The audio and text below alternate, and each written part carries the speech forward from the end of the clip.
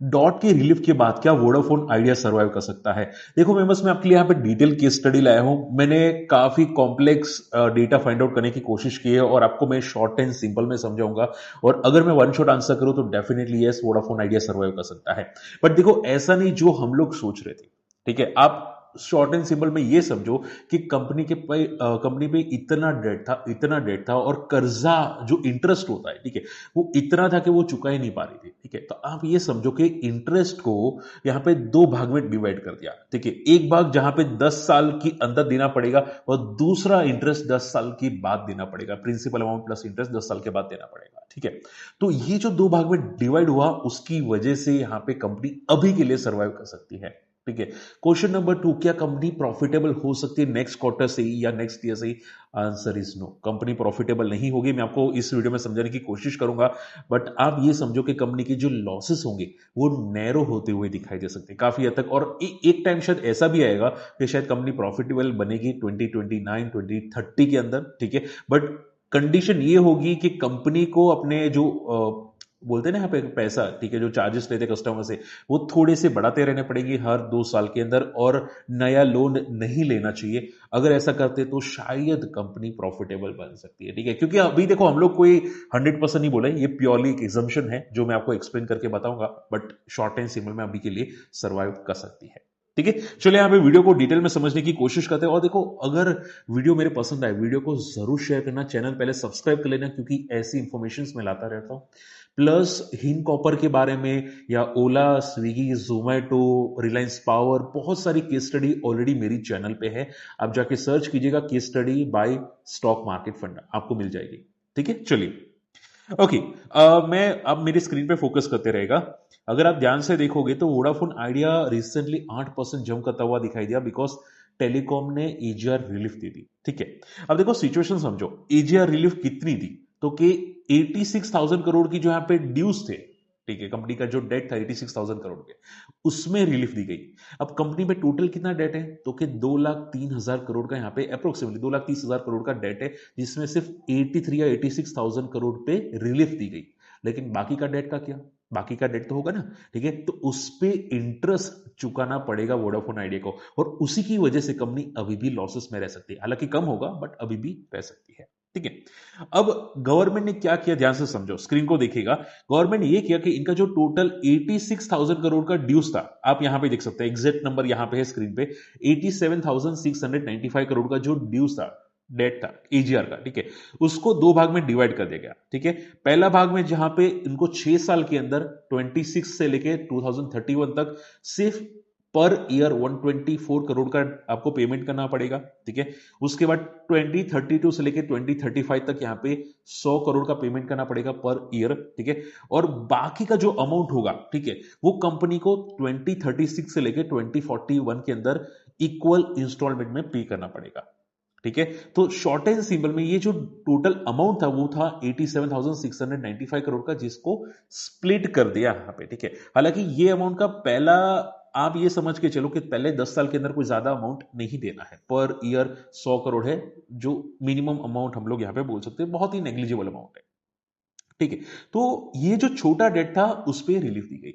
लेकिन मेन सवाल आता है बाकी का डेट, कंपनी पे और भी तगड़ा डेट।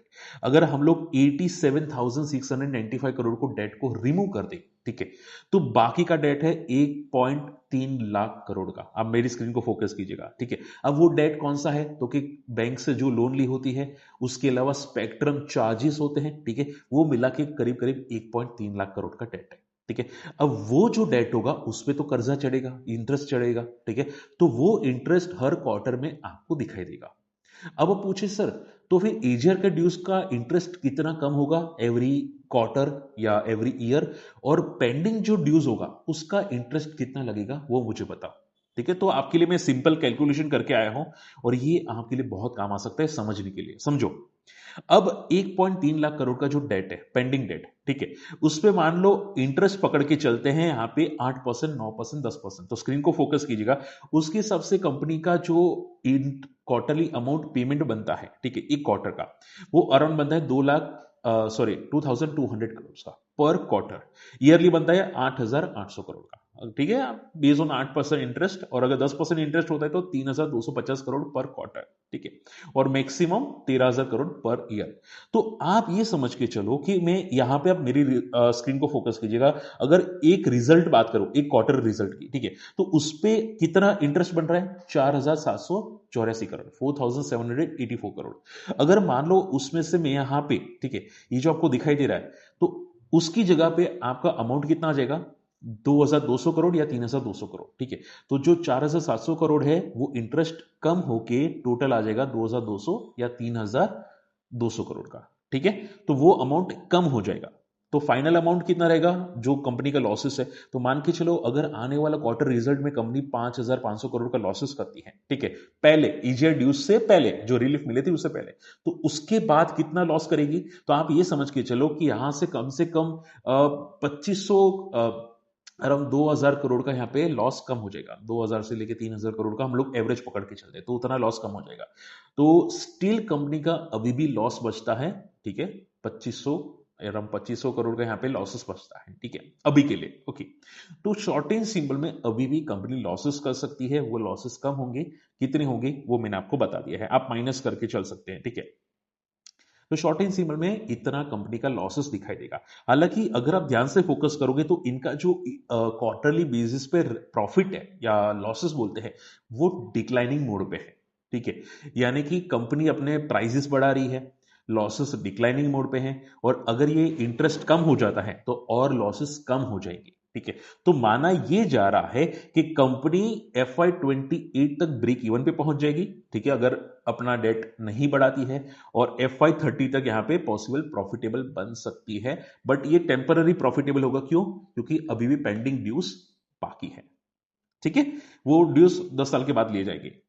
बात समझ में आ रही है? तो शॉर्ट टर्म सिंबल में ये पूरा सिनारियो है।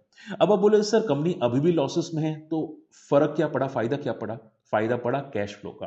अगर लॉसेस कम हो जाएंगे तो कंपनी के पास थोड़ा बहुत कैश बचेगा। ठीक है, थोड़ा बहुत बचेगा, तो उससे वो अपना पेंडिंग कर्जा चुका सकते हैं। आप समझ पा रहे? ठीक है, यानी कि आप ये समझ के चलो कि मैं कमा रहा हूं 10 रुपए, ईयरली बेसिस पे 10 रुपए कमा रहा हूं, मेरा टोटल जा रहा है इंटरेस्ट में, बोलते हैं 15 रुपए जा रहा है। ठीक है, तो मैं क्या करूंगा, गवर्नमेंट ने क्या किया कि भाई 15 रुपए की जगह आप 7.5 रुपए दो। ठीक है, अब 7.5 रुपए देंगे, ठीक है, तो क्या होगा, बाकी का अमाउंट जो होगा वो डेफिनेटली बचेगा, तो कैश फ्लो थोड़ा सा कंपनी के पास रह सकता है। हालांकि कंपनी अभी भी बोल रही है कि हम लोग ज्यादा कर्जा लेंगे ताकि कंपनी एक्सपेंशन कर सके। ठीक है, अप्रोक्सीमेटली 20,000 करोड़ का कंपनी और शायद कर्जा ले सकती है ताकि कंपनी एक्सपेंशन कर सके, और अपना जो रेवेन्यू सब्सक्राइबर कम हो रहे हैं वो थोड़े से प्रॉपर, मतलब आप बोल सकते हैं कि वो सब्सक्राइबर बढ़े। ठीक है, तो उसके लिए कंपनी काफी हद तक मेहनत करती हुई दिखाई दी है। आई होप ये बात समझ में आपको आती हुई दिखाई दी है। तो शॉर्ट टर्म सिंबल में सिनेरियो है, इन शॉर्ट में इनका जो लॉसेस है वो कम हो जाएगा, प्रॉफिटेबल 2030 तक बन सकती है अगर डेट ज्यादा ना उठाए। बट आप ये समझ के चलो कि कंपनी मर मर के जी सकती है, कंपनी के पास फाइनल कुछ भी हाथ में नहीं आएगा, जो भी आएगा वो गवर्नमेंट थोड़ा थोड़ा करके ले लेगी, और वो आप ये समझ के चलो कि ये पूरा चलेगा मामला। ठीक है, वो FY34 तक चलेगा। ठीक है, आने वाले और 10-20 साल के लिए यहाँ पे कंपनी का ये सब कुछ चलता हुआ आपको दिखाई दे सकता है। ठीक है, तो आप मेरी स्क्रीन को फोकस करते रहेगा। तो बड़े प्लेयर्स, ठीक है, दिग्गज एनालिस्ट बोलते हैं, वो क्या मान के चल रहे हैं? तो आप देखोगे कि इनका जो रेवेन्यू होगा FY26 के बाद वो बढ़ेगा, लॉसेस कम होंगे, बट अभी भी होंगे लॉसेस। ठीक है, इसके अलावा अगर आप बोले कि सर कोई बड़ा प्लेयर है कि नहीं, किसी ने स्टेक ऐड किया है, तो डेफिनेटली ऐड किया है। यहाँ पे स्टेक ऐड के अंदर आप देखोगे एडलवाइसिस एसेट मैनेजमेंट ने स्टेक ऐड किया है, आदित्य बिरला सन लाइफ एएमसी ने स्टेक ऐड किया है रिसेंटली। हालांकि कुछ कंपनीज ने स्टेक कम भी किया है, जिसमें बंधन एएमसी या निपॉन लाइफ इंडिया ने स्टेक कम किया है रिसेंटली। ठीक है, तो ये सब मामला है जो वोडाफोन आइडिया का अभी के लिए दिखाई जरूर दे रहा है। हालांकि एक फाइनल क्वेश्चन जो मेरे माइंड में आया था, आई एम श्योर आपके माइंड में आया होगा कि सर एजीआर होता क्या है, और इसके अलावा जो डेट स्पेक्ट्रम चार्जेस वो क्या है? तो मैं आपको शॉर्ट एंड सिंपल में बता देता हूं। यहाँ पे आप ये समझ के चलो कि स्पेक्ट्रम चार्जेस यानी कि जो आप ये समझो कि जो सैटेलाइट से आपके फोन पे जो कनेक्शन आता है, एयरवेव्स बोलते हैं, ठीक है। वो उसका एयरवेव्स का चार्जेस होते हैं जो गवर्नमेंट लेती है कि भाई आपको कौन से हर्ट्स पे यहाँ पे आपको चाहिए, ठीक है। वो चार्जेस गवर्नमेंट लेती है। तो ये स्पेक्ट्रम चार्जेस हो गए। इसके अलावा एजीआर जो ड्यूज होता है वो गवर्नमेंट, आप ये समझ के चलो कि रॉयल्टी फी लेती है, ठीक है। वो हर हर जो क्वालिटी सेक्टर्स होते हैं वहां पे लेती है। लाइक माइनिंग सेक्टर हो गया, अगर आप अब माइनिंग कर रहे हो, ठीक है, लाइक कोल कोल इंडिया माइनिंग करी है, तो वहां पे जो भी रेवेन्यू होता है उस पर थोड़ा कमीशन लेती है। फिर जो रिलायंस पेट्रोल बेचता है, ठीक है, जो क्रूड ऑयल खरीद के पेट्रोल बेचता है, उस पर भी यहाँ पे गवर्नमेंट चार्जेस लेती है। तो बहुत सारे चार्जेस होते हैं, ठीक है। तो वो चार्जेस एक जो टेलीकॉम सेक्टर में लेते हैं उसको बोलते हैं ईजीआर, ठीक है। तो ईजीआर अलग होता है, स्पेक्ट्रम चार्जेस अलग होते हैं, बाकी तो जो गवर्नमेंट की या बैंक्स की लोन होती है वो, ठीक है। तो ये मोटा मोटा था सिनेरियो जो मुझे आप तक पहुंचाना था। तो शॉर्ट एंड सिंपल में सर्वाइव कर सकती है, लेकिन मर मर की वोडाफोन आइडिया सर्वाइव कर सकती है। और ये जो मर मर के हैं अराउंड 10 से 20 साल के लिए, यानी कि 2040 या 2044 तक यहाँ पे यही चलता रहेगा वोडाफोन आइडिया के अंदर, यानी कि मर मर की जीती हुई कंपनी दिखाई दे सकती है। तो आपको ये केस स्टडी कैसी लगी मुझे कमेंट जरूर कीजिएगा, और आपको क्या और जानना है मुझे कमेंट जरूर कीजिएगा। हालांकि इसके अलावा अगर कुछ होता है चेंजेस वोडाफोन आइडिया में, मेजर चेंजेस, तो मैं अलग से एक वीडियो बनाने की कोशिश जरूर करूंगा, ठीक है।